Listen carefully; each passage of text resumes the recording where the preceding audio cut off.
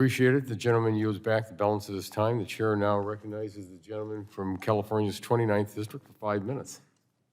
Thank you very much, Mr. Chairman and Ranking Member, for having this important committee hearing, and also to Chairwoman and FCC commissioners as well. Thank you so much for your time and your expertise today. One of Congress's core responsibilities is oversight. Hearings like the one today allows us to monitor the progress being made to address the challenges America is facing in the broadband access, media ownership, spectrum allocation, the time it takes to participate in spectrum auction, and the actual assignment of that spectrum, and many, many other matters. One issue of particular interest to me is the implementation and expansion of the 988 Suicide and Crisis Lifeline. Since it was launched in July of last year, millions of Americans have been connected to trained counselors in a time of crisis. Last month alone, more than 400,000 contacts were routed to trained professionals with an average answer time of 35 seconds. There is no doubt in my mind this program has saved lives, but we must continue to work systematically to build out and improve this life-saving program. For example, right now calls, texts, and chats sent to 988 are connected to crisis centers based on the area code of the caller. This sometimes routes people in crisis to centers thousands of miles from their physical current location and potentially jeopardizes their ability to access the nearest and best care.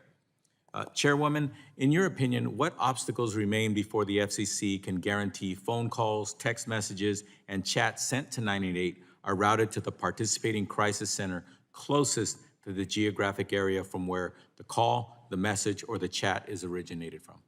Thank you for the question. And as you mentioned, in the nearly year since 988 has been available, it's become a tremendous resource for anybody who is contemplating suicide or suffering from a mental health crisis. We got it up and running using the area codes. So an area code from Washington, D.C. will go to someone who can respond in Washington, D.C. without regard to where the person is.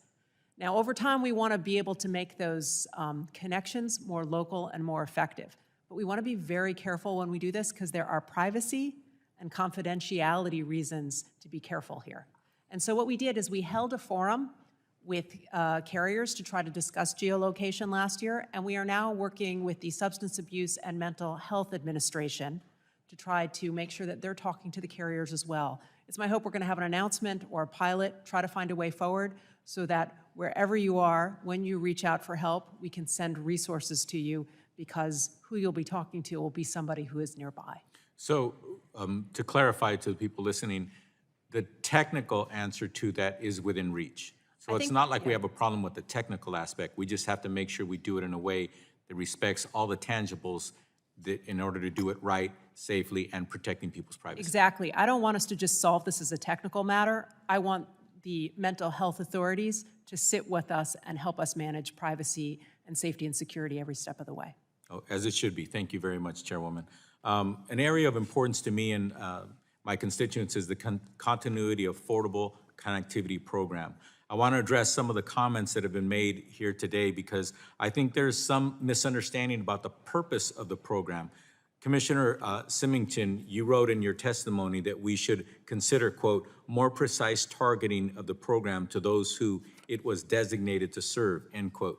This seems like a strange suggestion to me because Congress, on a bipartisan basis, set out clear eligibility criteria in the law. That is who the program was designed to serve. The suggestion that this program should be narrowed to only those who would not otherwise have broadband seems to me to ignore the reality of family budgets and the sacrifices many families often need to make to afford necessities that so many of us take for granted. The fact remains that for far too many American households in both Democratic and Republican districts, the monthly cost of an internet connection is not affordable enough to them.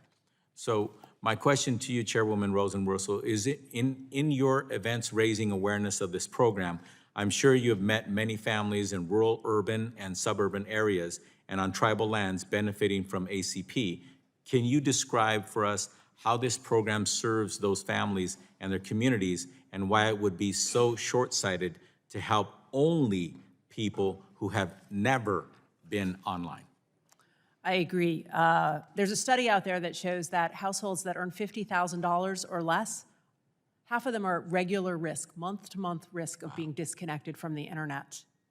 That means they won't have a shot at success in modern life. We need to make sure the Affordable Connectivity Program speaks to those families as well as those who have never been online.